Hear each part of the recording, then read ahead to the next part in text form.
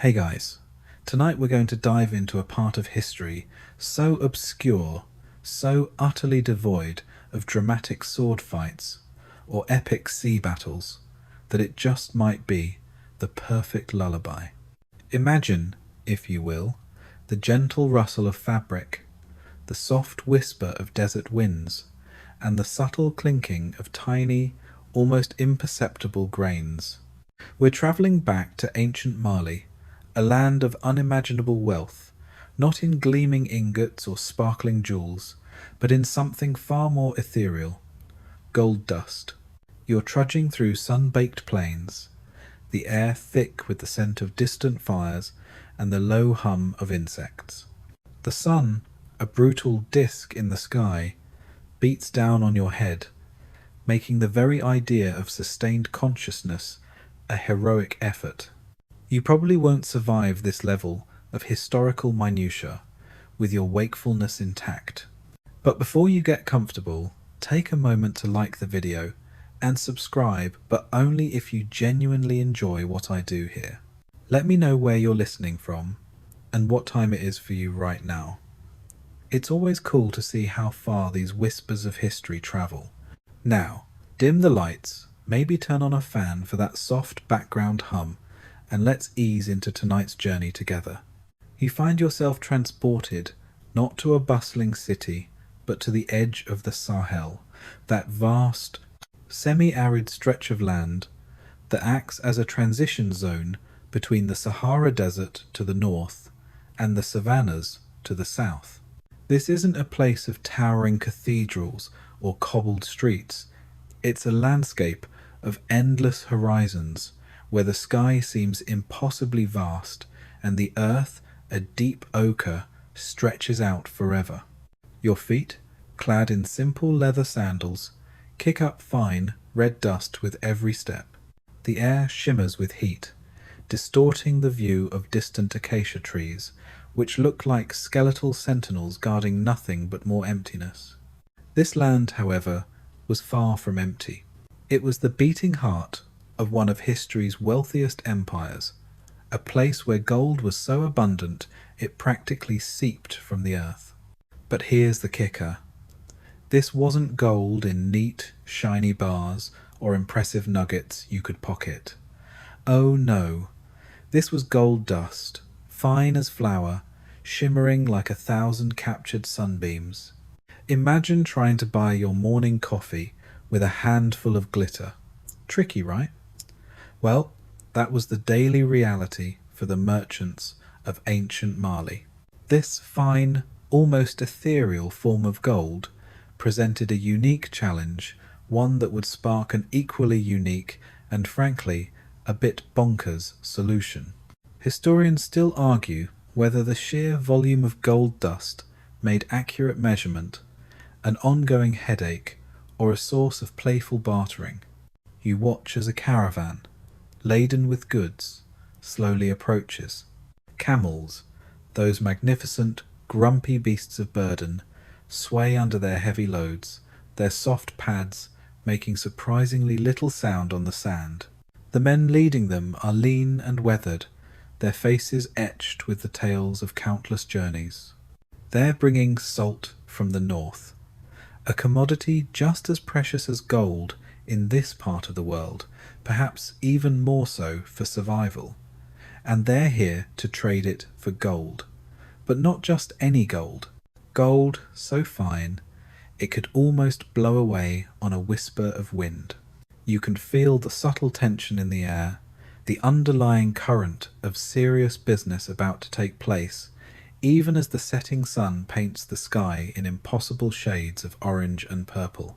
The challenge of accurately measuring this shimmering dust would define commerce in this powerful empire for centuries. The Sahelian landscape isn't just a pretty backdrop for a historical drama. It's a character in itself, shaping every aspect of life, especially trade. You feel the grit of the sand beneath your feet. Notice how the sparse vegetation clings stubbornly to life, its leaves often leathery to conserve precious moisture. This isn't a place for lush forests or navigable rivers, which in many other parts of the world served as natural highways for commerce. Here, the highways were etched by the persistent feet of humans and the soft pads of camels, forming intricate trade routes that crisscrossed the vastness. Imagine trying to build a superhighway across Mars. That's pretty much the scale of ambition involved here. These weren't paved roads with roadside diners. They were whispers in the sand, guided by ancient knowledge of stars and watering holes. These routes weren't just lines on a map. They were arteries, pulsating with the lifeblood of goods, ideas, and, crucially, people. You see small trading posts, little more than collections of sun-baked mud-brick huts, huddled together for protection against the elements, and occasionally less friendly human encounters. Here, weary travellers would rest, replenish their supplies, and exchange news, rumours, and of course, their precious cargo. The very air seems to hum with the ghosts of countless transactions, whispered negotiations, and the clinking of unseen wealth. It makes you realise how utterly dependent ancient societies were on their environment. No rivers meant no easy barges. No dense forests meant no quick lumber for ships. So, the desert, surprisingly, became the great connector, not a barrier. The flow of wealth and culture through these routes was immense. From the gold mines in the south, textiles and cowrie shells, salt from the north, and even intricate crafts and scholarly texts from the east, everything moved along these sandy paths. You might spot a group of traders from the Maghreb, their robes distinctively different from those of the local Mandinka, their faces bearing the marks of long journeys across the Sahara. They speak different languages, offer different goods, but they all share a common goal: trade. It was a complex, multi-ethnic, multilingual, commercial dance, choreographed by the demands of supply and demand, and the ever-present challenge of distance and logistics. Historians still argue whether the dominance of these land routes fostered greater cultural exchange than sea-based empires. One thing is certain: they fostered a unique resilience among those who traversed them. You observe a small market springing up around a well, a vital hub in this thirsty land. Merchants are unpacking their wares from woven baskets and leather sacks. There's the pungent smell of dried fish, the sweet scent of dates, and the earthy aroma of grains. But what truly catches your attention is the quiet intensity with which transactions are conducted, especially when it comes to the most valuable commodity. You might see a small wooden box, carefully guarded, its contents known to be nothing less than pure, shimmering gold dust. It's not just a commodity, it's power, influence, and the very foundation of the Malian Empire's legendary status. This fine, almost impossibly light material represented unimaginable riches. Yet, its very form presented a colossal problem. How do you accurately measure something that behaves more like a cloud of glitter than a solid object? This wasn't like weighing a sack of grain or a block of salt. This was delicate, painstaking work, where even a breath could literally blow away a fortune. It's enough to make you sigh with the sheer effort of it all. The fundamental reason why gold dust became the prevalent currency in ancient Mali, rather than solid nuggets or neatly minted coins, lies deep within the earth itself and the practicalities of its extraction. You see, the gold wasn't typically found in massive veins or large, easily identifiable chunks waiting to be chipped out. Instead, much of it was alluvial gold, meaning it was washed down from mountains and deposited in riverbeds and floodplains, often mixed with sand and gravel. Imagine panning for gold. You're sifting through dirt, slowly, painstakingly, until you see those tiny, shimmering flecks. That's what most of it was. It wasn't about unearthing a treasure chest, it was about patiently collecting countless microscopic specks. This method of extraction naturally yielded a powdery, granular form of the precious metal. To melt all that dust down into solid ingots would have been an incredibly resource-intensive process, requiring significant fuel, specialized crucibles, and skilled artisans' resources that weren't always readily available or efficiently deployed on a large scale in every trading outpost. So, it simply made more sense to trade it in the form it was most commonly found: fine, glittering dust. It was the raw, unrefined output of the goldfields, immediately ready for commerce. This meant that every single transaction, from buying a handful of dates to acquiring a valuable bolt of cloth, involved dealing with this shimmering, elusive powder. It sounds glamorous, perhaps, but imagine the mess. It's like trying to pay for groceries with glitter. It gets everywhere. This reliance on gold dust created a unique and rather infuriating problem for merchants. How do you accurately measure something so light and ephemeral? A slight breeze, a clumsy hand, or even just static electricity could alter the quantity, potentially costing someone a significant sum. You can almost hear the exasperated sighs of traders trying to pour tiny amounts from one container to another without losing a fortune to the wind. Unlike a sturdy block of salt or a standard measure of grain, gold dust defied easy quantification. This inherent difficulty made every transaction a high-stakes guessing game, relying heavily on the integrity of the individuals involved and the development of highly specialized, though perhaps unconventional, measuring techniques. Historians still argue whether this pervasive use of gold dust fostered a greater sense of trust among traders, or simply necessitated incredibly clever ways to prevent being cheated. Consider the common merchant, perhaps one who has just arrived after a grueling journey across the desert. They carry their life savings, or their future profits, in a small leather pouch filled with this precious dust. Every exchange, every pouring of the glittering grains from their pouch to the sellers, carries an immense weight of potential loss. There were no standardized weights and measures in the way we understand them today, certainly not for something so fine. This left room for considerable discrepancies, deliberate or accidental, and thus demanded a system that was both delicate and, in its own way, incredibly precise.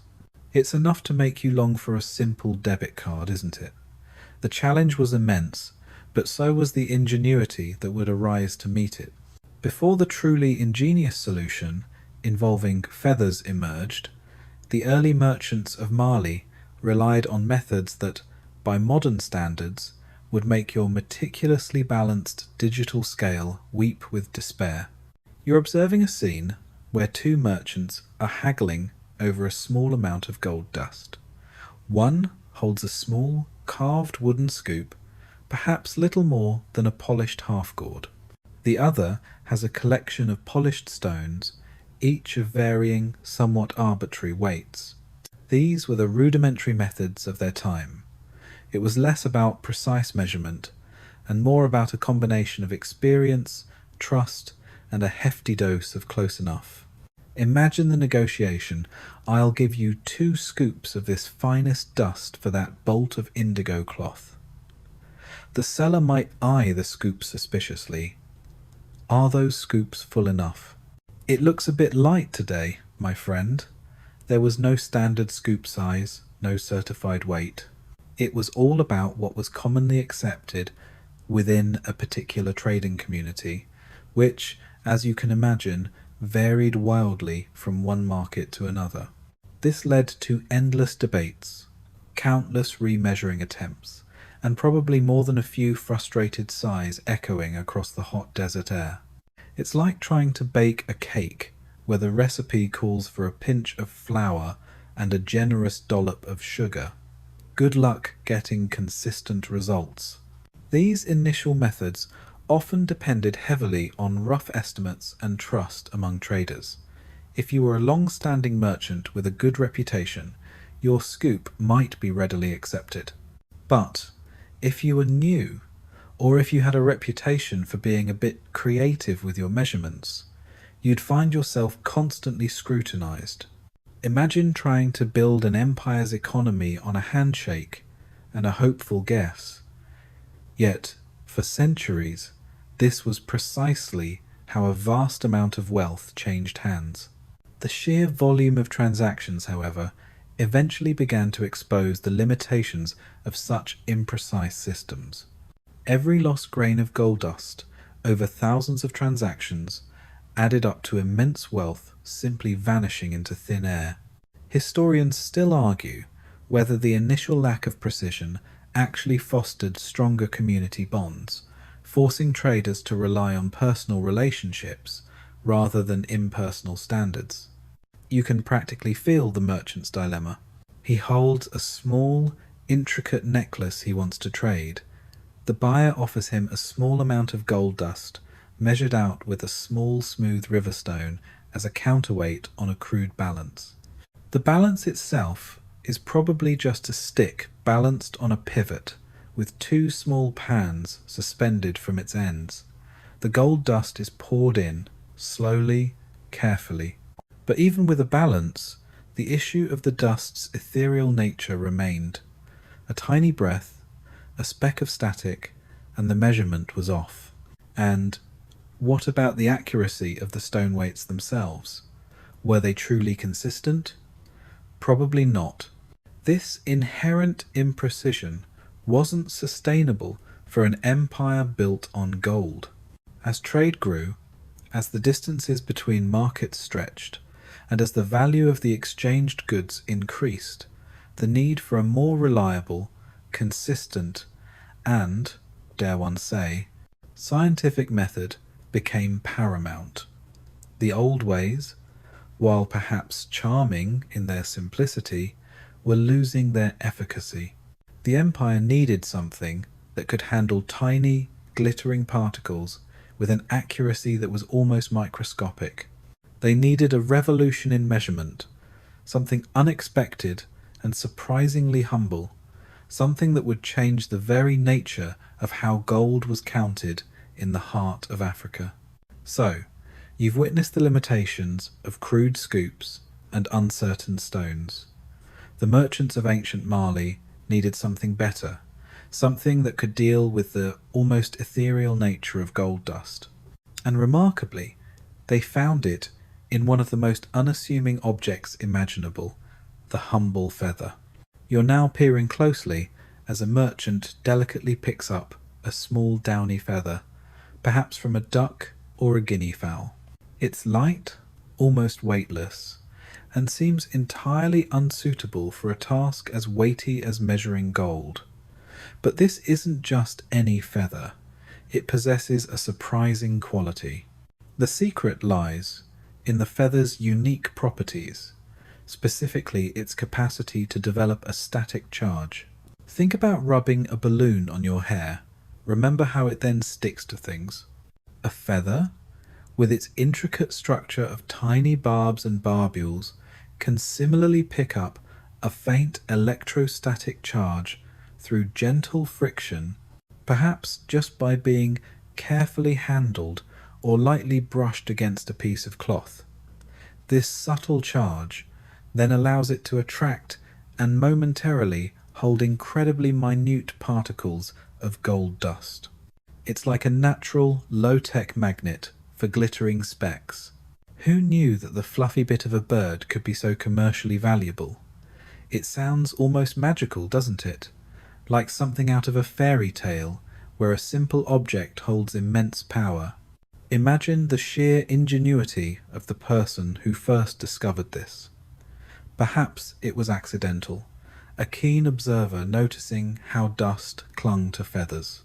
Or maybe it was born of desperate necessity, a relentless search for a better way to measure wealth. Regardless, this quiet discovery was a game changer for the Malian economy. This wasn't about weighing a solid object.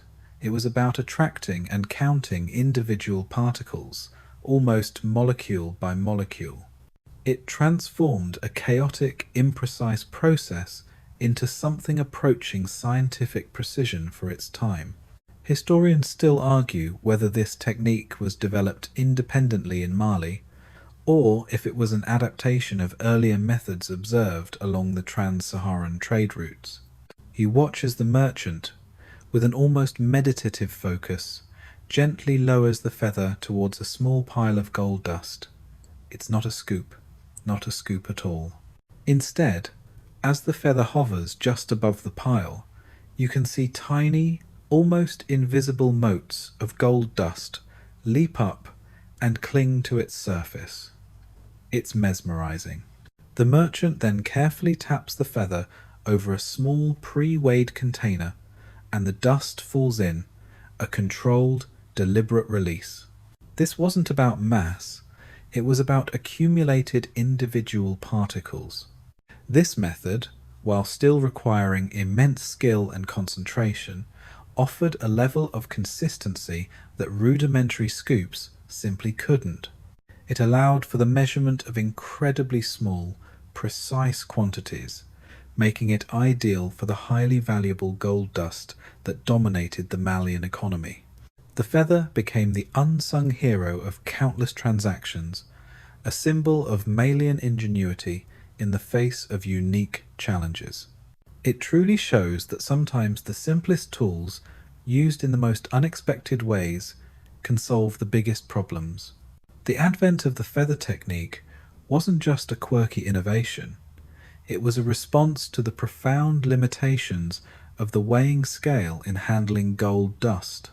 You might picture a classic balance scale: two pans, a central fulcrum, weights on one side, the item being measured on the other. For solid objects, a chunk of salt, a piece of cloth, a bag of datesit works perfectly well. But gold dust was different.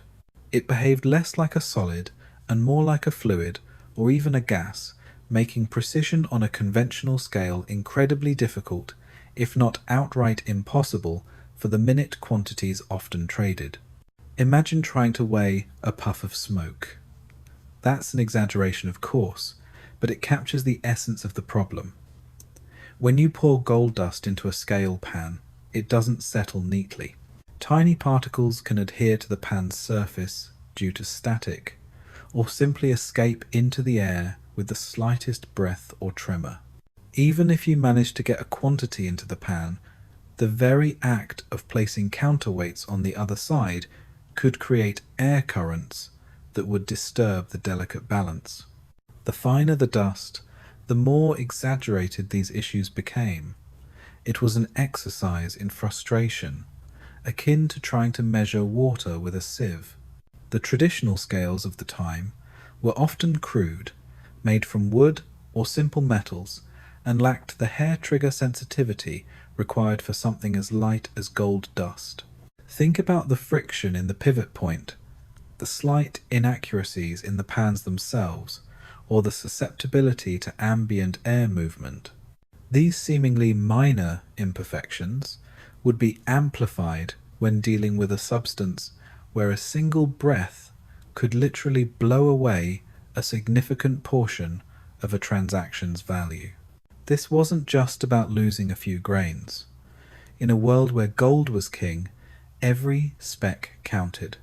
Historians still argue whether the challenges of weighing gold dust might have inadvertently spurred the development of more stable and enclosed weighing environments within trading compounds. So, while the concept of a balanced scale was understood and utilized for larger, more stable commodities, its application to gold dust was fraught with error. You might see a merchant trying to carefully spoon the dust into a pan, only for a small gust of wind, perhaps just the air stirred by a passing Pasonto, scatter a precious cloud of gold. The resulting arguments, the need for remeasurements, and the potential for significant losses would have been a constant source of tension. It's enough to make you wish for vacuum-sealed conditions and industrial-grade precision. The feather method, in contrast, bypassed these issues entirely. It didn't rely on weight in the traditional sense, but on attraction and controlled transfer. It transformed the problem from one of static measurement to one of precise collection and deposition. Instead of struggling to contain and balance the elusive dust, the feather actively attracted it, allowing for a more controlled and less wasteful transfer. It was a workaround that cleverly exploited the very properties that made gold dust so difficult to handle on a conventional scale. It was a low-tech solution to a high-value problem, proving that sometimes the simplest answers are the most profound. Given the delicate nature of the feather method, it's no surprise that becoming a proficient featherweigher wasn't something you just picked up on a whim. This was a highly specialized skill, often passed down through families or apprenticeships, steeped in a mix of practical technique and almost ritualistic secrecy. You can almost feel the hushed reverence surrounding these individuals, their hands steady, their eyes keen, their movements precise. This wasn't just a job, it was an art, and a very valuable one at that. Imagine yourself as a young apprentice, learning at the knee of an experienced master. Your training wouldn't begin with gold, but perhaps with fine sand, or even flour, practicing the delicate movements again and again. You'd learn about the subtle differences between feathers, which ones held the best static charge, which ones released the dust most efficiently. It wasn't just about picking up dust. It was about picking up just enough dust, consistently, time after time. This demanded incredible dexterity and a nuanced understanding of materials, a quiet form of scientific inquiry unfolding daily in the bustling markets. It reminds you of watching a master chef seemingly effortlessly chop vegetables at lightning speed. It looks easy, but countless hours of practice lie behind it. The specialized and highly secretive training involved more than just manual skill. There would have been lessons in observation, in patience, and crucially, in integrity. A featherweigher held immense power. A slight tremor of the hand, an intentional flick of the wrist, could mean the difference between profit and ruin for a transaction. Trust was paramount, and so the training would have instilled a deep sense of responsibility. You might practice in quiet, secluded chambers, away from the distractions of the market, focusing solely on the subtle interplay of feather, dust, and air. This wasn't a skill for the clumsy or the easily distracted. Historians still argue whether the secrecy around these techniques was primarily to maintain a competitive advantage or to prevent widespread fraud. The process would involve countless hours of repetition. You'd learn how to prepare the feather, perhaps by gently rubbing it against a silk cloth to generate the necessary static charge. You'd master the art of hovering it just so, allowing the minute gold particles to leap onto its surface.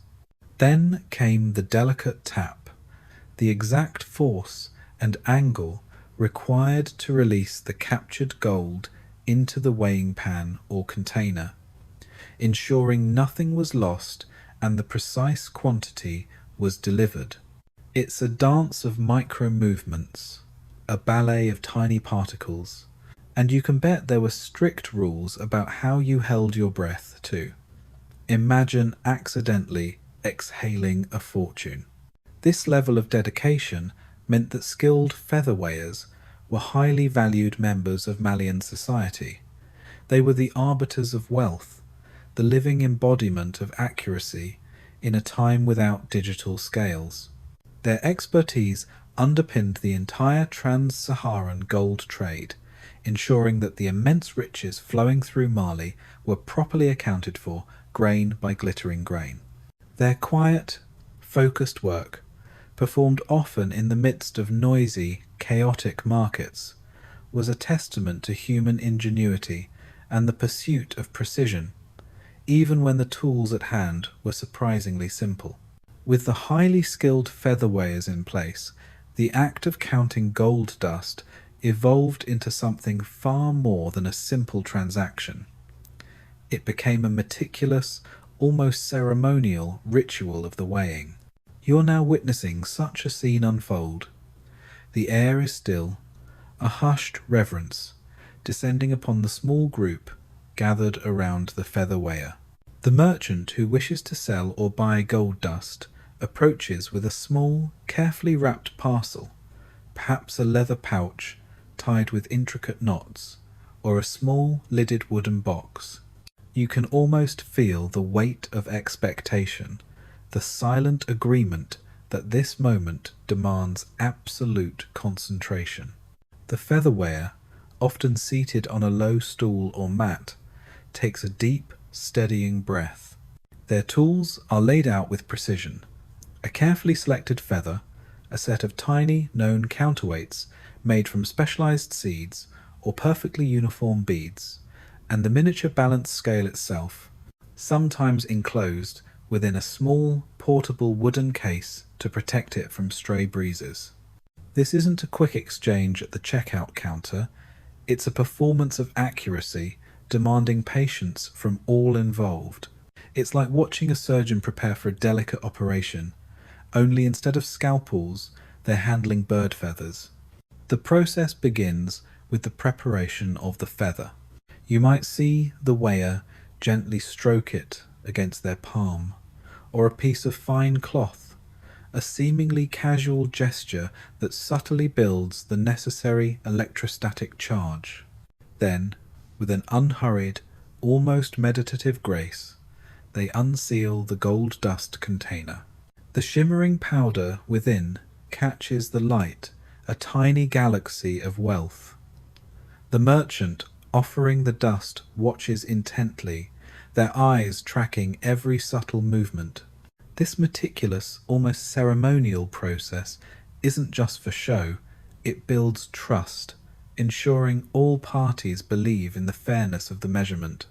The feather is lowered, not directly into the dust, but hovered just above it.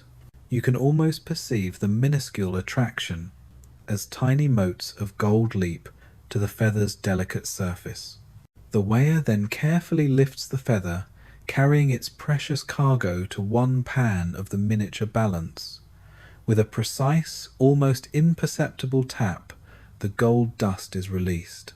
Then, tiny counterweights are added to the opposite pan, one by one, until the delicate balance swings to equilibrium.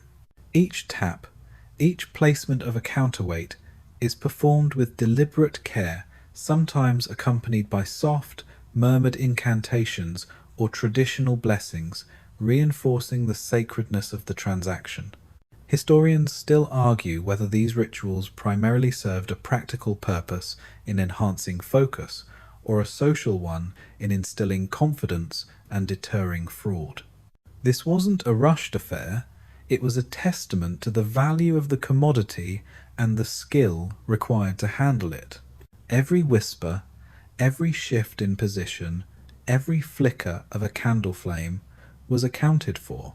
The silence in these moments would have been profound, broken only by the gentle click of weights and the soft rustle of the feather. It was a dance between human precision and the elusive nature of gold dust, a beautiful, quiet affirmation of the sophisticated commercial practices that underpinned the vast wealth of the Malian Empire. You realize that even in this ancient world, they understood the power of procedure and presentation. Now that you've seen the delicate art of counting, let's trace the gold dust back to its origins. The vast wealth of ancient Mali wasn't conjured from thin air, though sometimes, looking at the sheer volume, it might have seemed that way. The primary sources of gold in Mali were incredibly rich and largely controlled mining regions, hidden deep within the forested savannas to the south. Specifically, two names echo through historical accounts: Wangara and Bambuk. These weren't glittering mountains of gold, but rather areas where the precious metal was found in alluvial deposits, meaning it was embedded in riverbeds and ancient stream beds. Imagine a landscape of dense vegetation, tall grasses, and perhaps the distant calls of unseen birds. This is far from the open desert you've been imagining. Here, in the humid, often challenging environment, generations of miners toiled.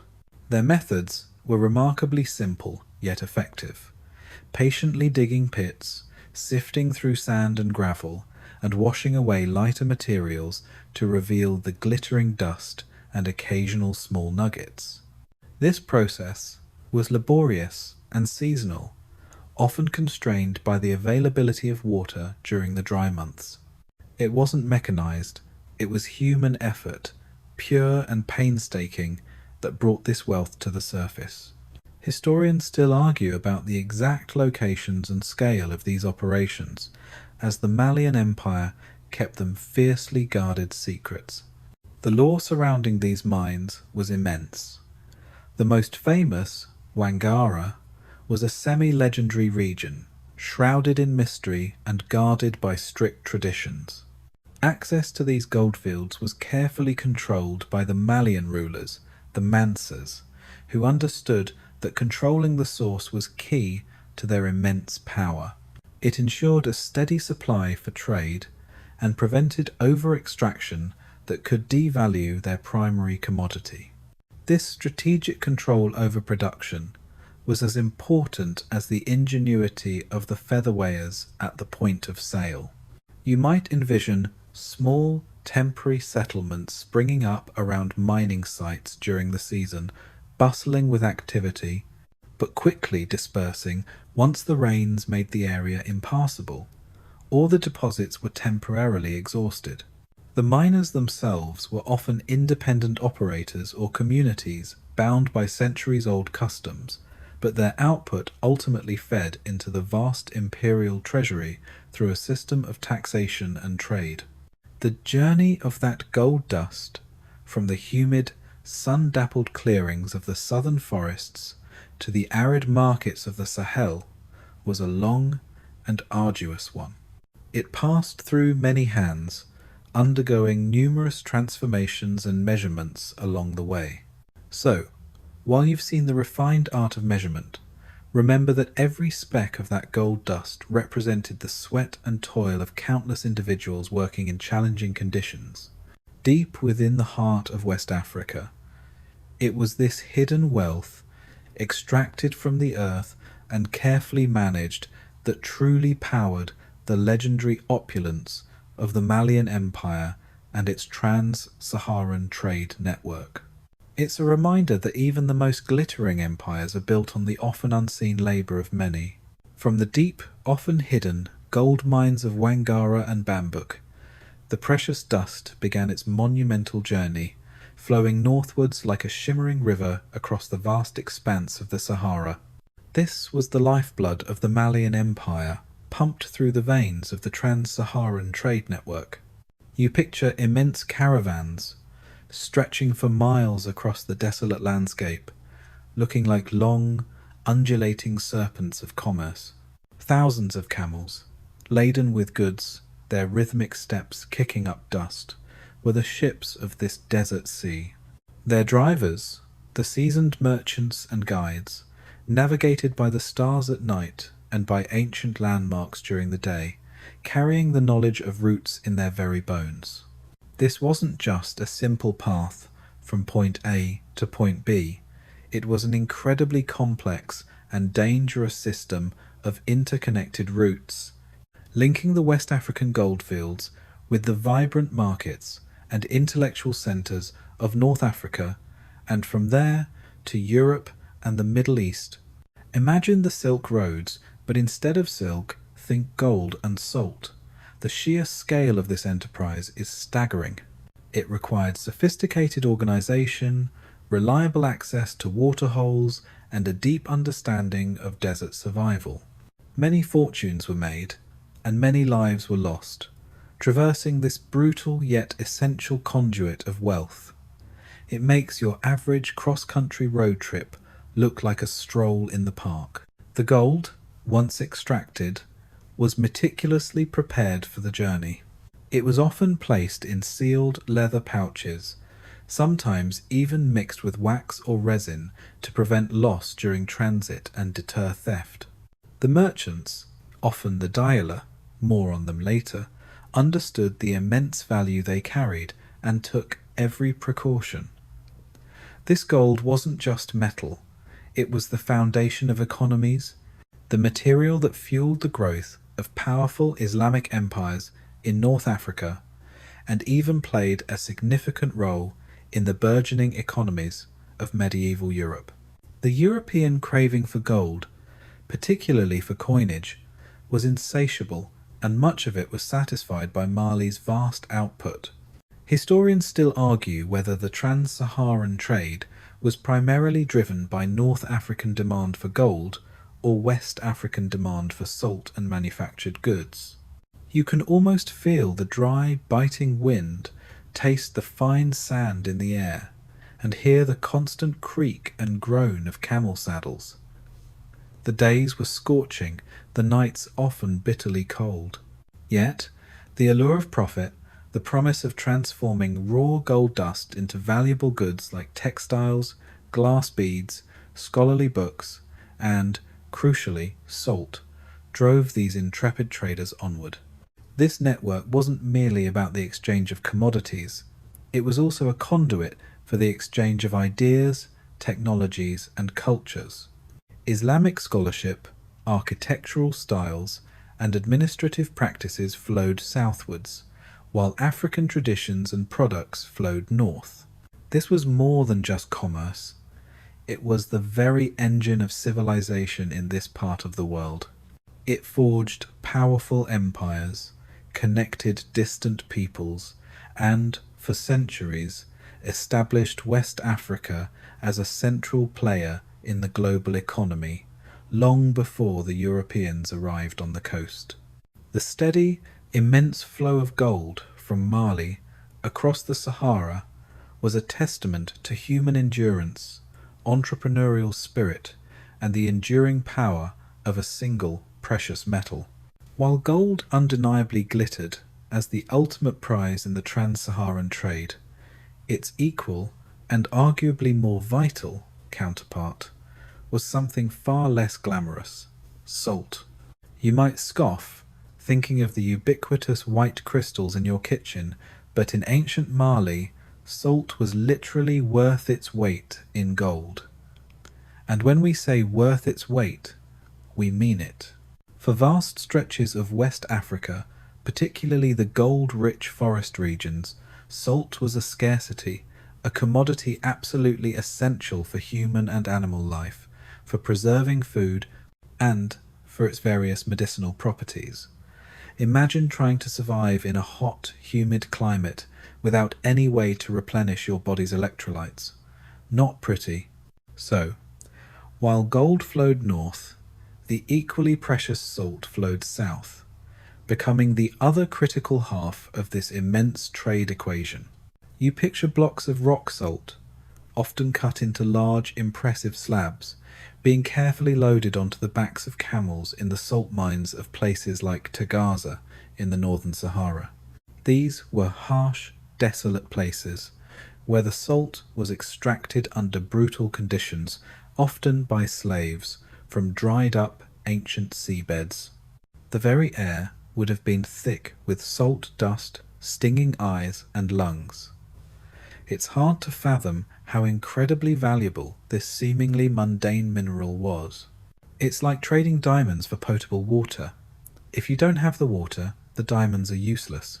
The most fascinating aspect of this exchange was the direct, almost literal trade of one for the other.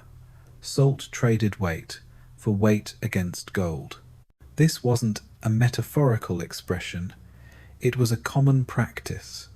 A slab of salt, carefully weighed, would be exchanged for an equal weight of gold dust, meticulously measured with the feather technique. This simple yet profound equivalency underscored the vital importance of both commodities. It highlights a fundamental economic principle. Value is often determined by scarcity and need, not by inherent shininess. Historians still argue about the precise fluctuations in this exchange rate over different periods and regions, but the general principle remained. You can almost hear the negotiations. This block of salt, pure and dense, for its equal in your finest gold dust. The merchant from the south, whose body craved salt in the humid climate, would eagerly agree, understanding that this seemingly simple white rock was life-sustaining. The merchant from the north, who controlled access to the vast salt pans, knew they possessed a resource just as vital as the gold sought by European and Middle Eastern markets.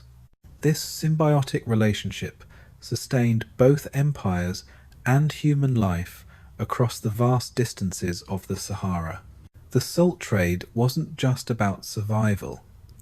It also fueled sophisticated culinary practices and allowed for the preservation of meat and fish, which were crucial for long journeys and for feeding large populations. It meant that a society could thrive beyond the immediate hunting and gathering. So, as you drift deeper into the history of Mali, remember that for every shimmering speck of gold dust, there was an equally crucial, often gritty, chunk of salt traversing the same ancient routes, fulfilling an equally profound human need. It truly puts into perspective what constitutes wealth when survival is on the line. Within the bustling landscape of Malian commerce, the figures who truly held sway were not the rulers, not the warriors, but the merchants. More specifically, we're talking about the dialer, also spelled jeweler, a term that refers to a specific group of Manding-speaking traders. You notice their confident stride, their well-maintained attire, and the deference shown to them in the crowded market squares. These weren't just peddlers. They held an elevated position in society, embodying a unique blend of entrepreneurship, diplomacy, and geographical knowledge. Their status was far beyond that of mere peddlers. They were the backbone of the empire's economic might. Their wealth, accumulated through centuries of trans-Saharan trade, was immense. They weren't just trading gold, they were trading in everything that kept the empire humming. Salt, cola nuts, textiles, copper, dried fish, even slaves. This vast network of goods meant they had their fingers in every aspect of the economy. But it wasn't just their material wealth that granted them status. It was their knowledge. Imagine being the Google Maps and Wikipedia of your era, all rolled into one person.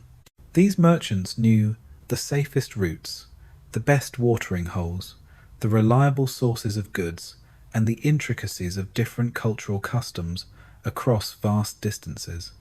Their minds were living encyclopedias of trade. The Diula were highly respected and envied for their wealth and widespread connections. They formed extensive networks, often based on kinship and shared cultural identity, which provided a level of trust and mutual support essential for such long-distance trade. These networks extended from the goldfields in the south to the major trading cities of North Africa, creating a web of commerce that effectively tied West Africa to the larger global economy of the medieval period. You might see a younger dialer apprentice carefully observing an elder, absorbing every nuance of a negotiation, understanding that this knowledge was their true inheritance. Historians still argue about the precise balance between communal and individualistic wealth accumulation among the dialer over time. Their homes, though often modest in appearance from the outside, might have contained goods from across the known world, testament to their far-reaching journeys. They were multilingual, conversant in the various dialects of their trading partners, masters of negotiation, and adept at navigating both the physical dangers of the desert and the political complexities of different states. They often acted as intermediaries, not just in trade, but also in diplomacy, bridging cultural divides and fostering peaceful relations necessary for the smooth flow of goods. So, as you watch them meticulously oversee the feather weighing of gold dust, or carefully inspect a newly arrived block of salt, you understand that these diula merchants were more than just traders. They were the unsung architects of Mali's prosperity, the intrepid navigators of vast wildernesses, and the cultural conduits that brought the world to West Africa, and West Africa to the world. Their elevated status was a recognition of their indispensable role in shaping one of history's wealthiest and most powerful empires. At the very apex of Malian society, overseeing this intricate web of gold, salt, and intrepid merchants, stood the Mansa. This was the title for the emperor, a ruler of immense power and, critically, the ultimate controller of the empire's wealth.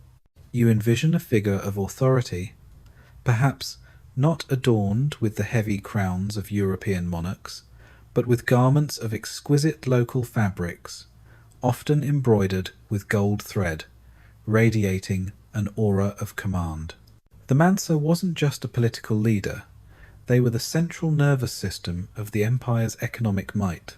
The Mansa's most crucial role was to maintain strict control over the gold supply. This wasn't just about collecting taxes, it was about managing the very flow of the precious metal from its source to the markets. You see, if gold became too common, its value would plummet. The Mansas understood this fundamental economic principle long before economists formalized it. They exerted control over the gold mines, regulating who could mine, how much could be extracted, and how it was distributed for trade. This often involved taxing the gold at various points, from the miners themselves to the merchants who transported it. It was a sophisticated system of resource management designed to preserve the empire's primary source of power and influence. It's like a central bank, but with way more camels and way less quantitative easing. This control wasn't merely for personal enrichment, though undoubtedly the Mansa was incredibly wealthy. It was to ensure the empire's prosperity and stability. A stable gold supply meant a stable currency, predictable trade relations, and the ability to finance a strong military, maintain administrative centers, and support a vibrant, scholarly, and religious life. The Mansa understood that their authority rested not just on their army, but on their economic leverage. They could dictate terms to other states, attract the best scholars and artisans, and project an image of unparalleled grandeur, all thanks to the gold flowing through their realm. Historians still argue whether the Mansas preferred direct state control over the mines, or a more indirect taxation system through regional chiefs. You might hear tales of the Mansa's treasury overflowing with gold dust, carefully stored in vast earthenware jars or elaborate chests. This wasn't just a hoard, it was the strategic reserve that allowed the empire to withstand lean times, fund ambitious building projects, or even embark on diplomatic missions that showcased their immense wealth, such as the legendary Hajj of Mansa Musa, a story we'll get to, don't worry. The Mansa was effectively the custodian of Mali's economic destiny, their decisions rippling through every level of society, from the lowest miner in the south to the highest merchant in the trading hubs. The sheer power vested in the Mansa over this vital commodity made them one of the most influential figures in the medieval world. Their ability to manage and control such a vast and valuable resource was a testament to the sophisticated governance of the Malian Empire. It showed that even in an age without complex financial institutions, astute leadership could wield economic power with incredible foresight, ensuring that the golden heart of Mali beat strong for centuries. While the feather method for counting gold dust was a widespread innovation across the Malian Empire, It wasn't necessarily a rigid one-size-fits-all system. You might imagine a bustling market in Timbuktu, different from a smaller trading post further south near the goldfields. This leads us to consider how the specific techniques and types of feathers might have varied across different trading hubs within Mali. Just as dialects shift across a country, so too might have the nuances of a highly specialized craft. Think about the local resources. In some regions, certain birds might have been more prevalent, leading to a preference for specific types of feathers, perhaps those from guinea fowl known for their particularly fine down, or certain waterfowl whose feathers held static especially well. The shape, size, and even the natural oil content of a feather could influence its efficacy. It's plausible that an elder feather wearer in a remote village might have sworn by a specific kind of feather, while their counterpart in a major urban centre like Jenne might have favoured another, perhaps due to trade availability, or simply generational tradition. It's a bit like how different regions have their preferred brand of coffee. They all do the job, but there's a definite local favouritism. Furthermore, the specific techniques themselves might have seen subtle adaptations. While the core principle of electrostatic attraction remained, the precise method of preparing the feather, the angle of approach, the tapping motion for release, or even the type of surface onto which the gold dust was deposited could have varied. A trader operating primarily with the nomadic peoples of the Sahara might have developed a method suited to outdoor, windy conditions, perhaps using a more enclosed measuring device. Conversely, a merchant in a more permanent, established market might have relied on a more delicate, indoor-focused approach. Historians still argue whether these regional variations were significant enough to cause frequent disputes, or if a universal understanding of fair measure generally prevailed. You might hear whispers of a particular Jenne tap for releasing the dust, or a Wangara rub for charging the feather, passed down orally within local guilds of weighers. These weren't necessarily documented, they were practical knowledge, refined over centuries of hands, on experience. This organic evolution of technique reflects the decentralized yet interconnected nature of the empire's vast trade network. Each hub, while part of the larger whole, retained its own unique character and methods. Consider the practical implications. A merchant arriving in a new town might need a moment to observe the local feather, weighing customs, to understand the subtle cues and ensure they weren't being shortchanged by a slightly different method. It added another layer of complexity to the already intricate dance of trans-Saharan commerce.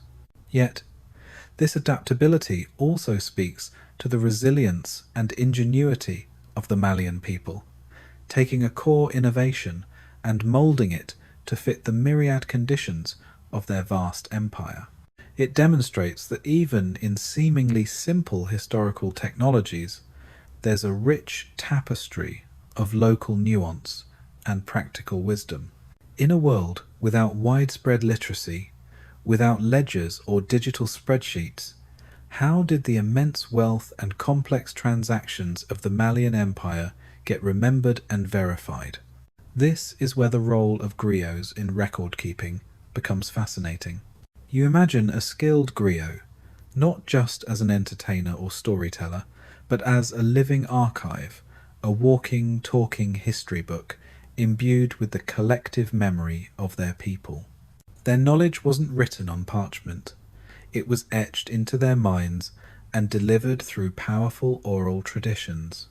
A griot, often accompanying important figures or residing in court, possessed an encyclopedic knowledge of genealogies, historical events, laws, and, crucially, significant trade agreements and precedents.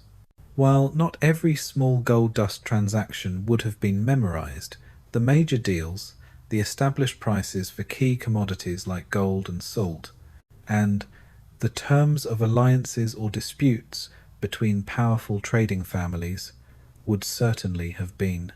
Their memories were meticulously cultivated, passed down through rigorous training from one generation of griots to the next.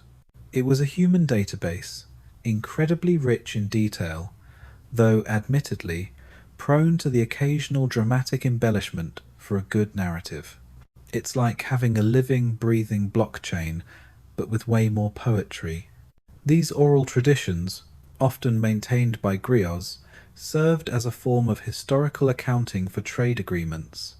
If a dispute arose between two merchants over an old debt or a past transaction, a griot might be called upon to recount the details, reminding both parties of the exact terms, the agreed upon quantities, and the witnesses present. Their word carried immense authority, backed by their societal position and the collective trust placed in their historical accuracy. Imagine a dispute in court today being settled by someone reciting epic poetry about the original contract.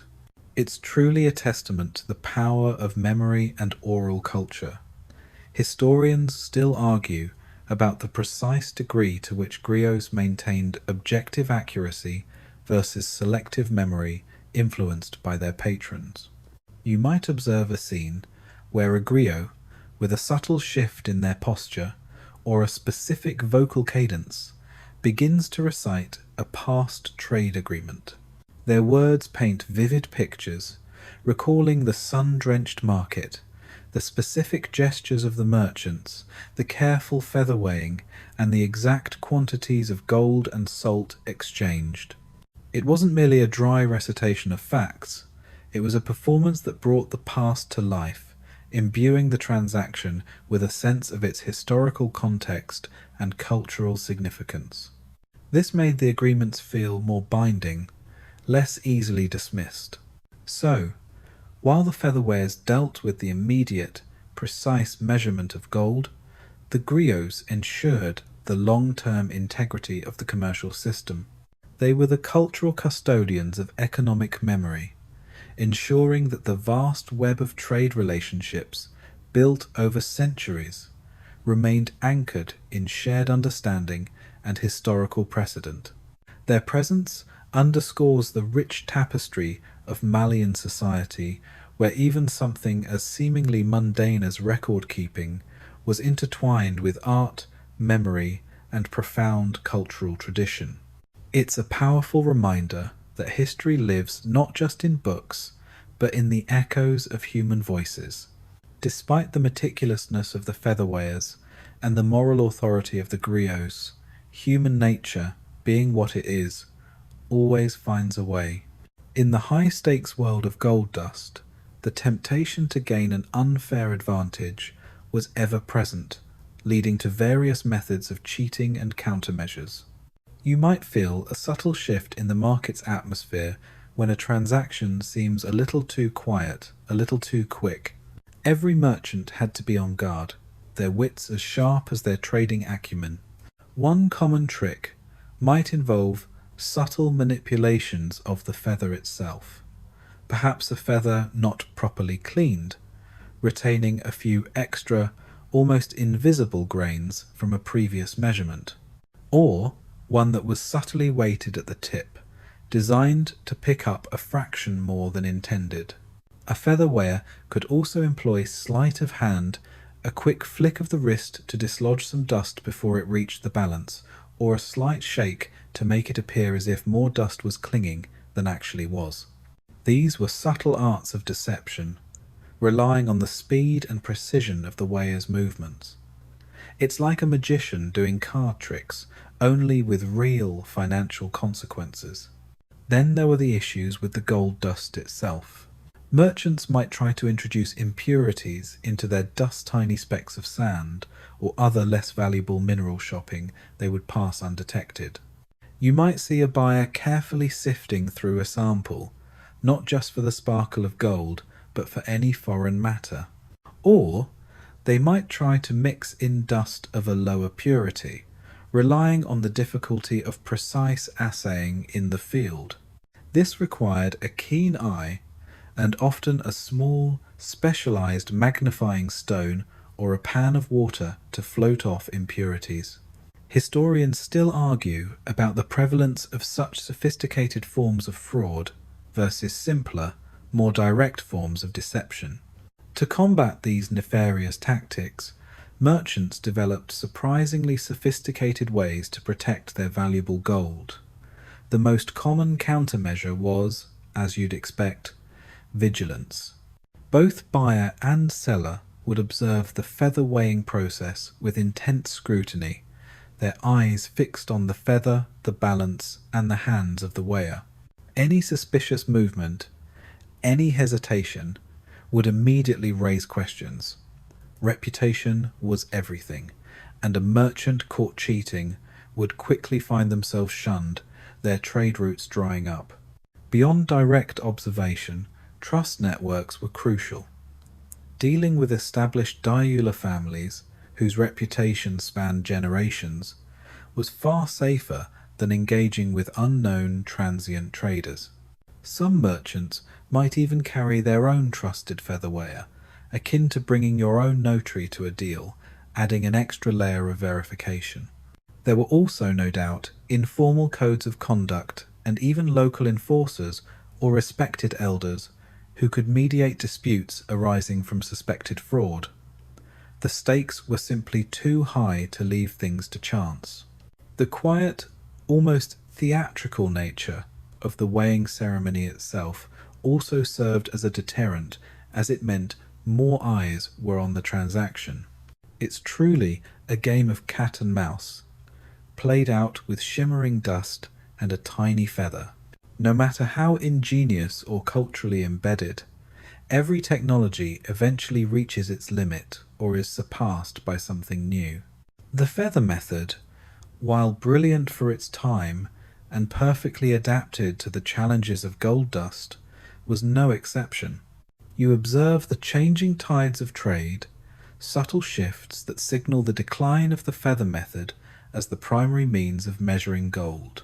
This wasn't a sudden, dramatic disappearance, but a gradual phasing out, much like the slow fade of handwritten letters in the age of email.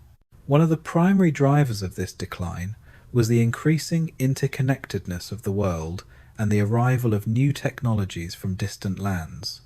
As the trans-Saharan trade intensified and extended further north and east, Malian merchants encountered societies that utilized different, often more standardized systems of measurement. These weren't necessarily better in all contexts, but they offered a different kind of precision based on fixed, verifiable weights rather than the skilled manipulation of a delicate feather. Imagine meeting someone who insists on measuring everything in pecks while you're used to kilograms. It gets cumbersome. The growth of major trading centers, with their diverse populations and complex commercial dealings, also contributed. While the feather method worked wonderfully in communities built on long-standing trust and shared cultural understanding, it became more challenging in anonymous, high-volume environments where quick, universally recognized measurements were paramount. The subjective element, however small, inherent in the feather technique, contrasted with the objective, verifiable nature of standardized weights. This created a push for greater universality in trade. Historians still argue whether the decline was primarily driven by external influence or internal innovation within Malian society. Furthermore, as the Malian Empire expanded and consolidated its power, there might have been an imperial push towards greater standardization to facilitate tax collection and ensure uniformity across its vast territories. Amansa might have found it administratively simpler to mandate the use of specific weights and balances, rather than relying on the varied skills and techniques of countless individual featherweighers. It brought a centralized order to what was once a more localized artisanal process. You might notice more merchants arriving in the bustling markets with small, intricately crafted sets of brass or copper weights, often stamped with symbols indicating their accuracy.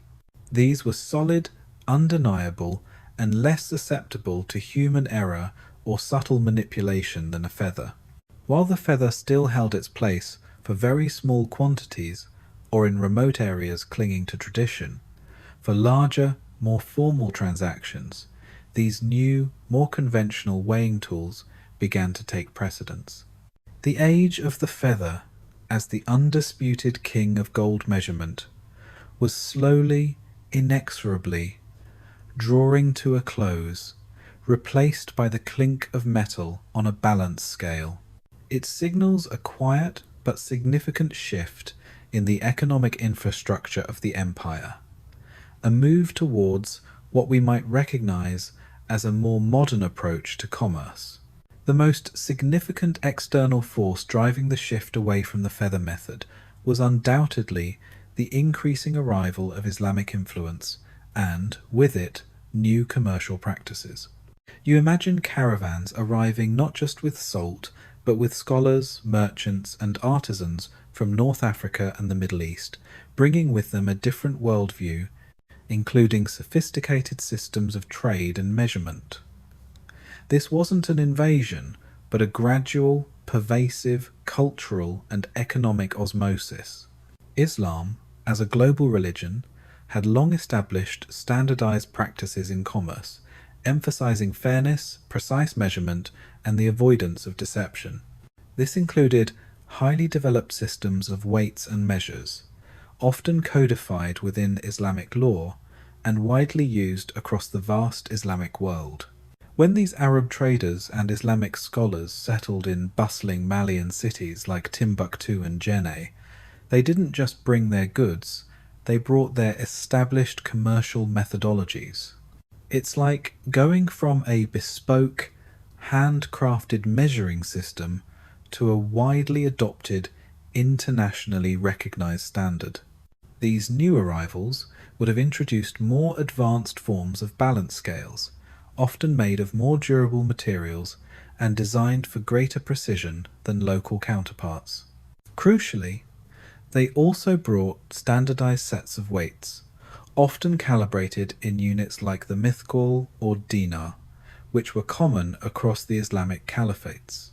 These weights were not based on subjective tools like feathers or rough estimates, but on verifiable, consistent units of mass. You might see a North African merchant demonstrating their brass weights, perhaps even explaining the mathematical principles behind their calibration, a stark contrast to the more intuitive, practiced art of the feather weigher. Historians still argue about the extent to which these new methods were adopted due to their inherent efficiency or due to the growing religious and cultural prestige of Islamic practices. The influence wasn't just practical, it was intellectual. Islamic scholarship placed a high value on mathematics, astronomy, and practical sciences. This intellectual ferment would have encouraged a more systematic approach to commerce, moving towards universally applicable standards.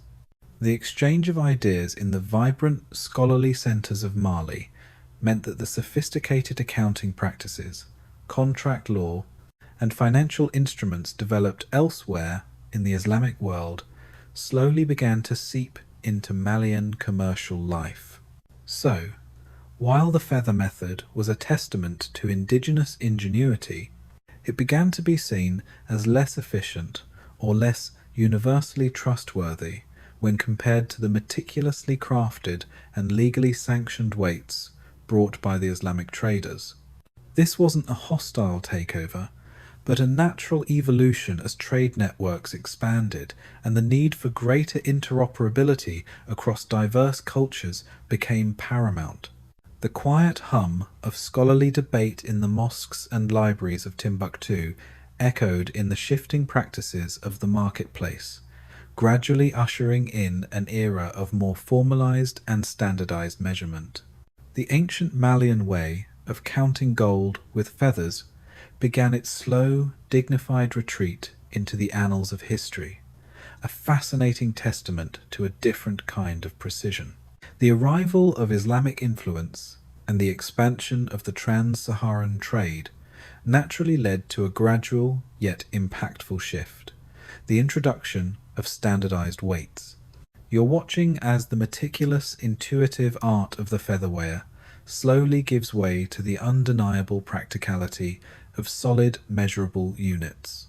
This wasn't an abrupt change, but rather a slow, almost imperceptible tide that began to reshape the very fabric of Malian commerce. Imagine a market where, initially, every transaction involving gold dust might still involve a feather, but then, more and more often, you see merchants, particularly those involved in long-distance trade, pulling out small polished stones or, increasingly, precisely cast metal weights. These weren't just any stones. These were deliberately chosen for their consistent density and shape, carefully weighed against a known standard. Later, with the spread of metalworking techniques, intricately crafted brass or copper weights, often shaped like animals or geometric forms, became common. These weights were designed to be durable, portable, and, most importantly, consistent. It's like moving from measuring sugar with a teacup to using a precisely calibrated measuring spoon. This shift towards more uniform, measurable units brought a new level of efficiency and transparency to transactions. No longer did you need to rely solely on the skill and integrity of a specific feather weigher. The weight was an objective, verifiable fact. This reduced disputes, streamlined negotiations, and allowed for larger, more complex transactions to be conducted with greater confidence. The trust shifted, in part, from the individual to the system of measurement itself. This was a profound change for a society that had for centuries relied on a highly personalized approach to valuing its primary commodity. Historians still argue about the exact pace of this transition and whether it was met with resistance from traditional weighers. The impact on the ancient system was significant, though not immediately fatal. The feather method continued to be used for smaller, everyday transactions, especially in local markets or among communities where tradition held strong. It was still perfectly adequate for buying a handful of spices or a small piece of pottery, but for the grand caravans, the bulk exchanges of gold and salt, and the dealings between merchants from diverse cultural backgrounds, the clarity and universally understood nature of standardized weights became increasingly preferred.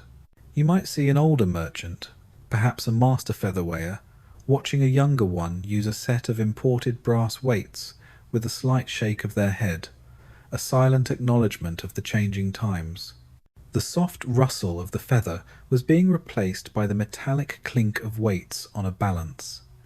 This wasn't a defeat for ingenuity, but an evolution. It reflected Mali's increasing integration into a wider, more interconnected world economy, where common standards facilitated trade across vast distances and cultural divides. The feather method, once revolutionary, was slowly becoming a quaint, albeit fascinating, relic of a bygone era. Despite the undeniable logic and efficiency of standardized weights, the ancient feather method wasn't simply erased from existence overnight.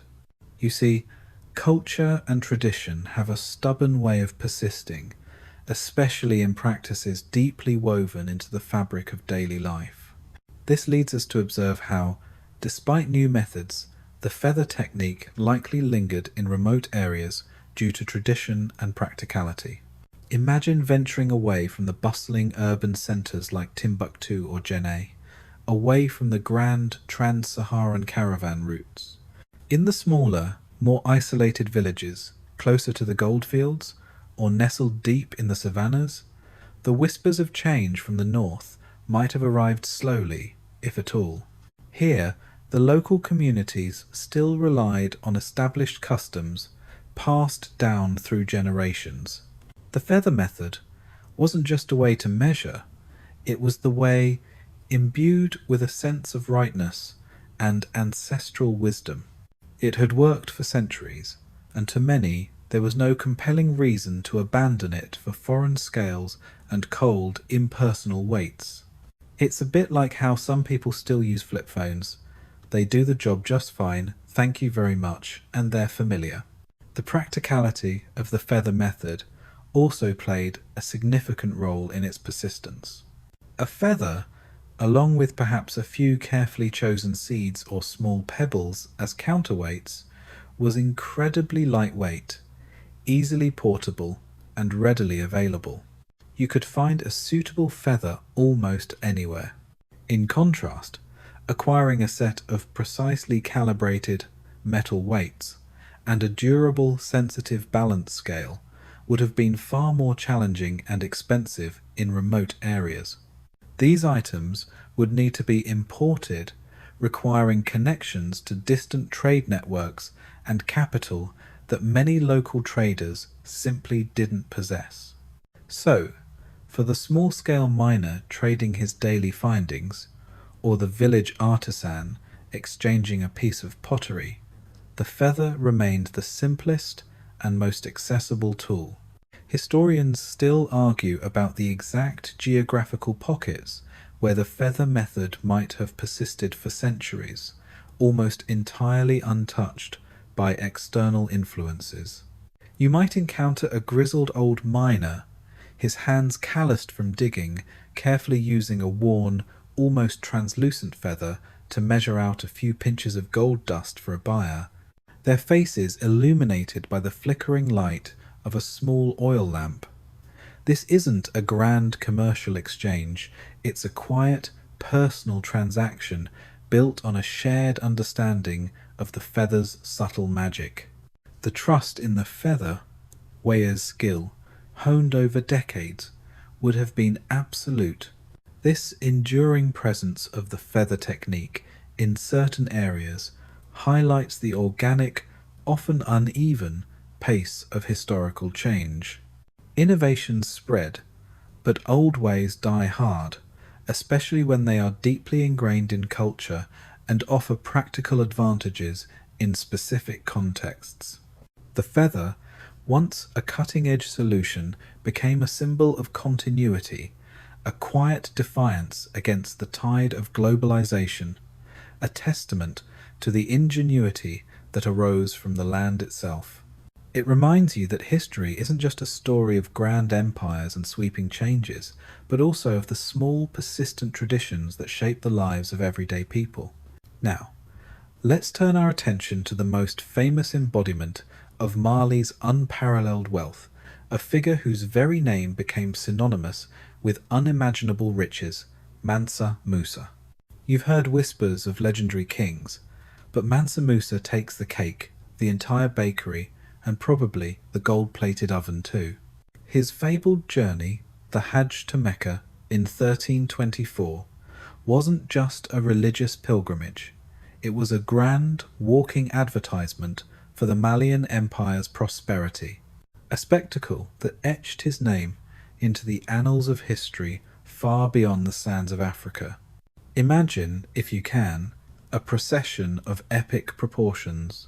Chroniclers from the time, like Al-Umari, described a retinue of tens of thousands of people: soldiers, servants, scholars, griots, and, crucially, a staggering number of camels and horses. Accounts vary, but the numbers consistently speak of hundreds, perhaps even thousands, of camels, each laden with hundreds of pounds of pure gold. Mansa Musa didn't just carry gold dust. He carried gold in the form of huge, solid bars and nuggets, reflecting the immense volume that could be extracted and solidified. This wasn't subtle. This was a deliberate, glittering display of power. It's like a modern-day billionaire arriving at a charity gala in a solid gold helicopter, but 1,000 times more impactful given the context of the 14th century. As he passed through cities like Cairo, Mansa Musa's generosity was legendary. He wasn't just wealthy, he was a walking, talking ATM of pure gold. His lavish spending, his distribution of gold to the poor, and his lavish gifts to local rulers and scholars had an immediate and profound effect.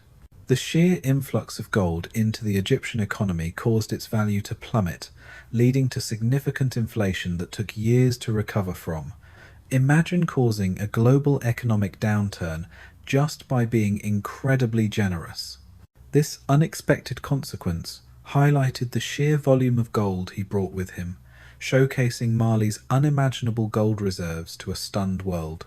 Historians still argue about the precise amount of gold Mansa Musa distributed, with estimates ranging wildly, but all agree it was an unprecedented sum. This pilgrimage wasn't just about showing off, it served crucial diplomatic and economic purposes. It solidified Mali's standing on the global stage, attracting more Arab and European merchants, scholars, and architects to its prosperous cities. The story of Mansa Musa's wealth resonated for centuries, drawing the attention of cartographers in Europe who began to meticulously map West Africa, often marking the region with images of a king holding a gold nugget, signifying the source of Europe's much-desired precious metal. So, while the featherweighers toiled in meticulous detail, ensuring every grain was counted, it was Mansa Musa who, with his opulent procession, presented the grand total to the world. His journey became a powerful symbol of Mali's economic might, forever cementing its place as one of the richest empires in history, fueled by the glittering dust that permeated every aspect of its vibrant commercial life. Beyond its undeniable economic value, gold in ancient Mali was far more than just a means of exchange. Its cultural significance was deeply interwoven with the very fabric of society.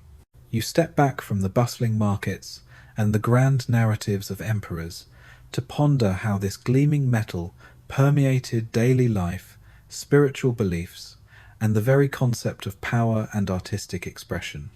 It wasn't merely currency, it was a symbol, a sacred element, and a medium for profound cultural statements. Imagine the intricate gold jewellery worn by royalty and high-status individuals, not just for adornment, but as a visible manifestation of their divine right to rule, their connection to powerful ancestors, and their overall prestige. Gold was often associated with the sun, with life-giving energy, and with the purity of the spirit. A chieftain's elaborate gold-leafed mask wasn't simply a beautiful object, it was a conduit to the spiritual world, worn during ceremonies to invoke powerful spirits or honor deities. This profound connection meant that possessing gold was not merely about wealth in a material sense, but about being in harmony with the cosmos and the ancestral realm. It's like your modern credit card, but with way more spiritual baggage. The craftsmanship involved in shaping gold reflected this deep cultural significance. Malian artisans, particularly the Soninka and Fulani goldsmiths, were renowned for their exquisite skill. They transformed raw gold dust and nuggets into stunning pieces, delicate filigree earrings, heavy bracelets, ceremonial staffs, and intricate adornments for clothing. These weren't mass-produced items.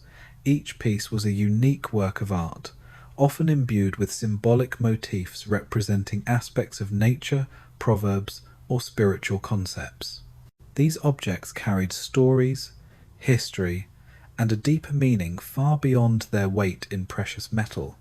Historians still argue about the extent to which gold's spiritual significance influenced its economic valuation within Malian society. Furthermore, gold was often used in rituals and offerings, symbolizing prosperity, fertility, and blessings. Small amounts of gold dust, might be scattered during a harvest festival or included in burial rites to ensure the deceased's passage into the afterlife.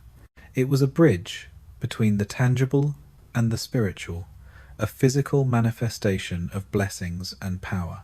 You might observe a small offering of gold dust laid at the foot of an ancestral shrine, a quiet testament to its pervasive cultural presence.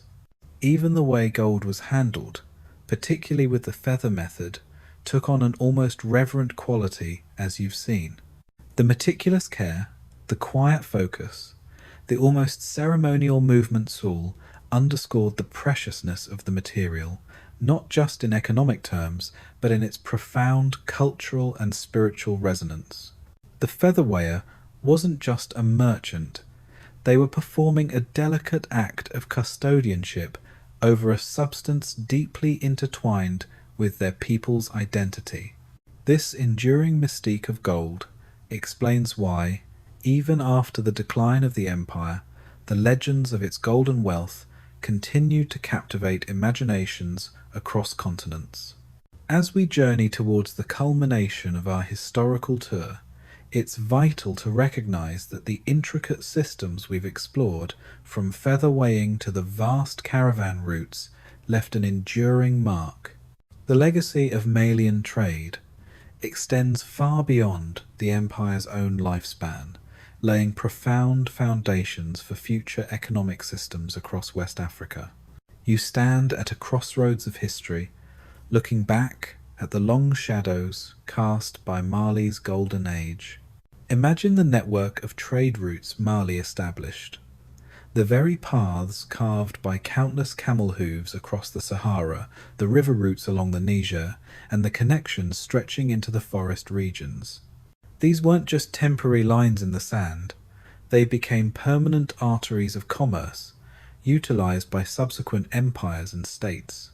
Even after Mali's political decline, the infrastructure of trade, the established markets, the shared knowledge of routes, the trusted merchant networks like the Dialepis did. It's like a well-worn path through a forest. Even if the original travellers are gone, the path remains, inviting new footsteps. This enduring physical and organizational infrastructure allowed for continued economic activity long after the specific political entity of the Malian Empire faded. Furthermore, the sophisticated financial and commercial practices developed during Mali's peak profoundly influenced later regional economies. The concepts of value, exchange, credit, even if informal, and dispute resolution, perfected through centuries of trans-Saharan trade, became ingrained. The very idea of a gold-based currency, even if it was dust, set a precedent for monetary systems in the region. The Malian period saw the growth of specialized trading towns and cities, like Timbuktu and Djenné, which continued to thrive as commercial and intellectual hubs for centuries, becoming magnets for trade and scholarship. These urban centers, initially fueled by Mali's gold, developed their own economic momentum that transcended any single empire. Historians still argue about the precise degree to which these inherited systems hindered or helped subsequent state formations in the region. You might see evidence of this legacy in the persistence of certain craft traditions or the continued dominance of specific merchant families whose ancestors were integral to Mali's trade. The knowledge of the salt mines, the gold fields, and the strategic importance of various commodities didn't vanish.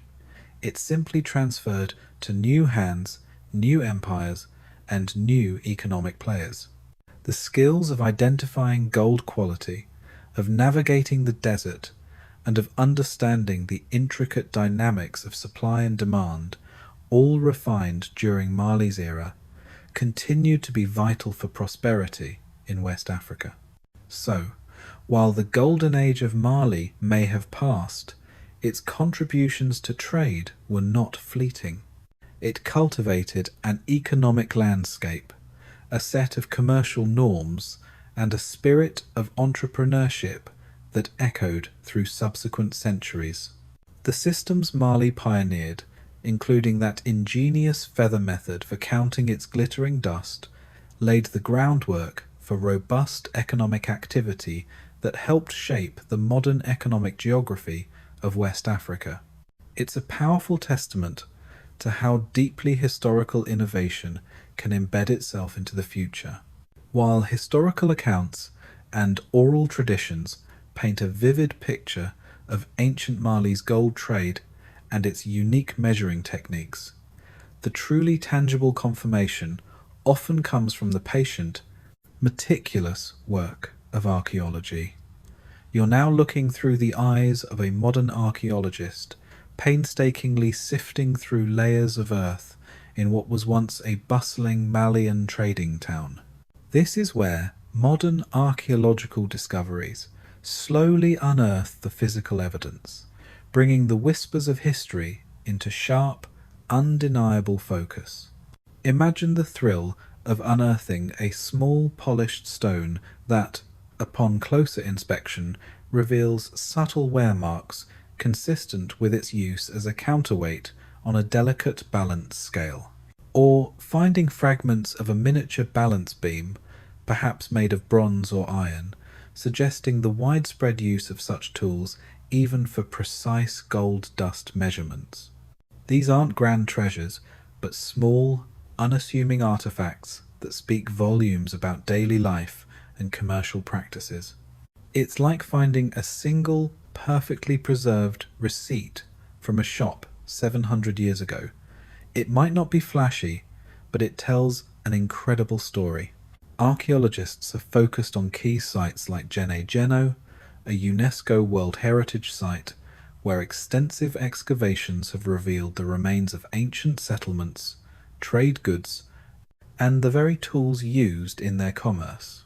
While finding an actual feather that survived centuries would be incredibly rare due to organic decay, the discovery of small, specialized containers for gold dust or minute, precisely crafted weights offers strong, indirect evidence for the meticulous handling of gold.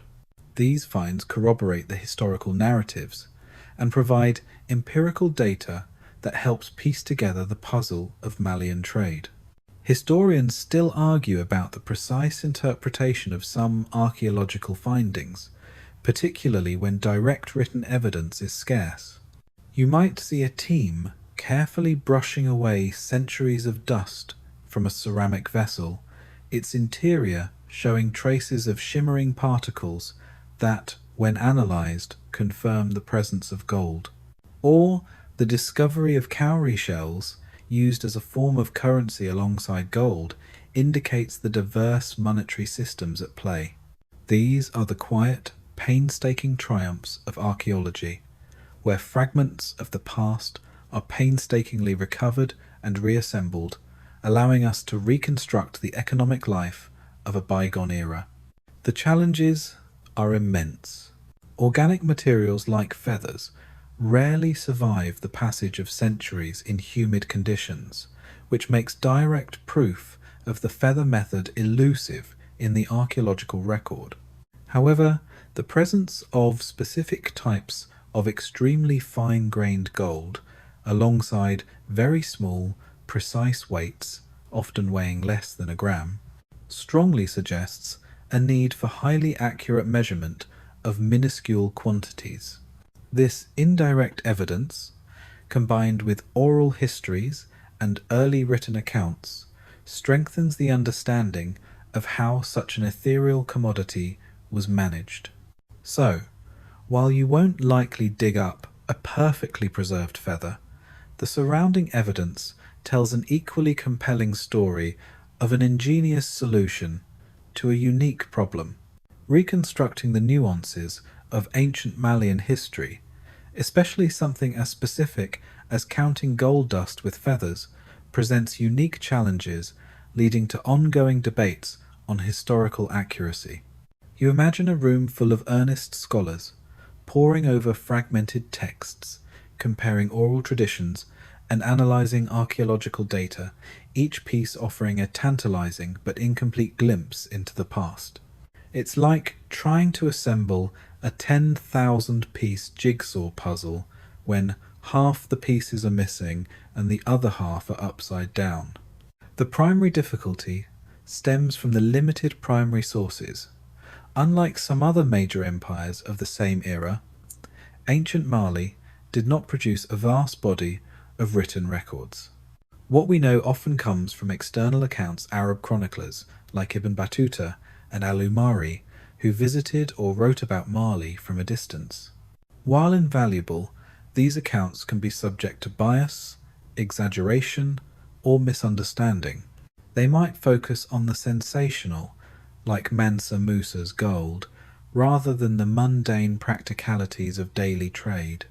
Oral traditions, passed down by griots, offer a rich internal perspective, but their nature means they can evolve over time, shaped by memory, performance, and cultural emphasis. Historians still argue whether the griots' narratives offer a reliable timeline or a more thematic understanding of the past. Consider the specifics of the feather method. While its existence is widely accepted due to consistent oral accounts and logical necessity, the precise details remain elusive. What kind of feathers were most commonly used? What was the exact training regimen for a feather weigher? How did they ensure consistent static charge? These are the granular details that modern historians crave, but which often vanish into the unrecorded practices of daily life. The lack of detailed how-to manuals from the 14th century Mali means much relies on inference and educated guesswork. It's enough to make a historian tear their hair out. Furthermore, reconstructing such nuanced details from limited primary sources often involves careful cross-referencing and interpretation. An archaeological find might suggest the use of small weights, but it doesn't explicitly state they were used with feathers or how those feathers were manipulated. Oral histories might speak of magic and skill, but rarely provide technical specifications. Historians must synthesize these disparate sources, sometimes weighing the reliability of one over another, or looking for consistent patterns that emerge from different angles. This process inherently involves interpretation, which can lead to scholarly disagreements. So, when you learn about ancient Mali, remember that much of what we know is a carefully constructed narrative, built from fragments and inferences. The story of the feather weighers, while compelling and logical, remains somewhat shrouded in the mists of time, a testament to the challenges of recovering the full tapestry of non-literate societies. These ongoing debates are not a sign of weakness, but a hallmark of historical inquiry. As scholars continually strive to refine our understanding of this fascinating empire and its ingenious solutions to the challenges of commerce. Despite the scholarly debates and the often sparse primary sources, the story of ancient Mali, particularly its immense wealth derived from gold, continues to hold a powerful sway over our imaginations. There's an enduring mystique of ancient Mali, a fascination that transcends the dry facts of trade routes and measurement techniques. You feel it in the very air, a sense of wonder at an empire so rich, so powerful, yet so different from the Eurocentric narratives that often dominate historical discourse. Part of this mystique comes from the sheer scale of its wealth. The tales of Mansa Musa's pilgrimage, almost unbelievable in their opulence, capture the human desire to imagine truly limitless riches. It's not just a large amount of gold, it's an unfathomable amount, enough to disrupt entire economies. This legendary status positions Mali as a land of untold treasures, a golden kingdom hidden within the vastness of Africa, beckoning explorers and dreamers alike. It's like a real-life El Dorado, only instead of a lost city, it was a thriving empire. This fascination is further fueled by the contrast between Mali's immense influence and its relative obscurity in mainstream historical education until more recent times. For centuries, European history dominated the narrative, pushing African empires to the periphery. As our understanding of global history expands, the realization of Mali's central role in medieval world trade, its sophisticated governance, and its vibrant intellectual centers becomes even more compelling. It challenges preconceived notions and opens up a rich, often overlooked chapter of human civilization. Historians still argue about the reasons for this historical marginalization and the ongoing efforts to rectify it. The ingenious solutions to unique problems, like counting gold dust with feathers, also add to the allure. It's a testament to human cleverness, showing that innovation isn't confined to any single culture or technological era. The idea of a simple, everyday object being transformed into a vital economic tool is captivating, suggesting a different way of seeing the world, one where ingenuity is born of necessity and deep understanding of natural properties. It makes you think twice about the seemingly mundane objects around you. So, even as its specific practices remain enigmatic, the overall narrative of Mali's power and prosperity continues to resonate. It's a story of a powerful African empire that was a major player on the global stage, not just as a source of raw materials, but as a center of culture, learning, and sophisticated commerce. The Golden Empire of Mali serves as a powerful reminder that history is vast, diverse, and full of surprising achievements waiting to be rediscovered, continuing to inspire awe and curiosity in those who delve into its shimmering past. As you drift deeper into this historical reverie, past the grand empires and legendary figures, it's worth pausing to appreciate the quiet, almost invisible forces that truly shaped the world. This is the quiet hum of history, the almost inaudible background noise of countless small ingenious acts that, when aggregated, became the very building blocks of civilization. We often focus on kings and conquests, but tonight you're appreciating something far more subtle yet equally profound. Think about the featherweighers, their focused faces illuminated by the flickering light of a clay lamp, meticulously picking up specks of gold dust. This wasn't a heroic feat, it was a daily, painstaking task. Yet, this tiny, localized act of precise measurement was fundamental to the entire edifice of the Malian Empire's wealth. Without their skill, without that ingenious use of a simple feather, the vast flow of gold would have been far more chaotic, prone to greater loss and dispute. It's like appreciating the intricate wiring inside a colossal supercomputer. You don't see it, but without it, nothing works. These countless small ingenious acts, often performed by anonymous individuals, are the true bedrock of progress. They are the practical solutions to everyday problems, the quiet innovations that allow societies to function, grow, and connect.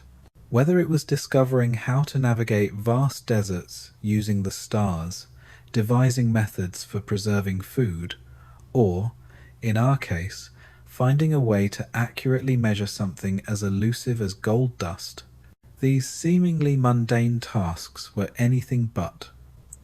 They required observation, problem-solving, and a deep understanding of the world around them. Historians still argue about the extent to which these small innovations truly drove historical change compared to grand political or military events. You consider the countless conversations that must have happened around these transactions, the quiet negotiations, the exchange of stories, the building of trust through repeated fair dealings. Each whisper, each careful measurement, each completed trade added another thread to the intricate tapestry of human connection and commerce. These weren't just economic exchanges, they were social interactions that built communities and forged alliances.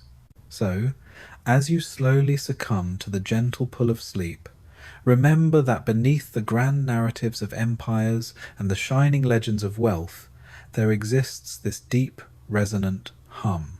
It's the sound of human ingenuity at its most fundamental, the quiet, persistent effort to solve problems, large and small. It's the sound of a feather gently attracting gold dust, a testament to how even the most seemingly insignificant actions, when multiplied across generations and vast distances, can profoundly shape civilization. It's a reminder that history isn't just about what's big and loud, but also about what's quiet and brilliant. As the journey through ancient Mali softly draws to a close, and the last whispers of its golden past echo in your mind, allow yourself a final moment to reflect. You've seen an empire built on shimmering dust, navigated by intrepid merchants, and managed by powerful rulers. But perhaps the most enduring takeaway isn't the scale of the wealth, but the quiet brilliance of its people. This is a final thought on humanity's enduring capacity for innovation, even in the most seemingly mundane tasks, as you drift to sleep. Think of the person who first realized a feather could attract gold dust. It wasn't a discovery made in a laboratory with complex equipment. It was likely born of keen observation, of a persistent problem, and a flash of insight in the midst of daily toil. That simple observation, that humble solution, revolutionized how an entire empire conducted its most vital business. It's a powerful reminder that genius often lies not in complexity, but in elegant simplicity, seeing a new utility in something utterly commonplace. It's like realizing you can use a paperclip to reset your phone, only with way higher stakes and no handy instruction manual. This ability to adapt, to invent, to make the best of available resources, whether it was a bird's feather or a unique geographic location, is a hallmark of human history. From the challenges of desert travel to the intricacies of cross-cultural trade, the people of ancient Mali consistently found inventive ways to overcome obstacles and forge prosperity. Their feather weighers, their oral historians, their caravan masters, each represented a facet of this boundless ingenuity. Historians still argue about whether necessity truly is the mother of invention, or if some innovations arise simply from human curiosity. As the imagery of the dusty trade routes and the glimmering gold dust begins to fade, allow your mind to settle on that enduring spirit. The quiet, almost meditative focus of the feather weigher, the patient determination of the caravan crossing the vast Sahara, the meticulous care taken with every precious grain. These weren't just economic acts, they were expressions of human cleverness, resilience, and an unwavering drive to thrive. The hum of the fan, if you have one on, now blends with the distant whispers of Malian history, carrying you gently into slumber. The challenges of gold dust and feathers now seem like a distant, fascinating dream. You are comfortably ensconced, far from the sun-baked plains and the endless Sahara, surrounded by softness and quiet. Let the last lingering thought be one of admiration for the countless, often anonymous, acts of human brilliance that have shaped our world, leaving behind legacies far more profound than mere gold.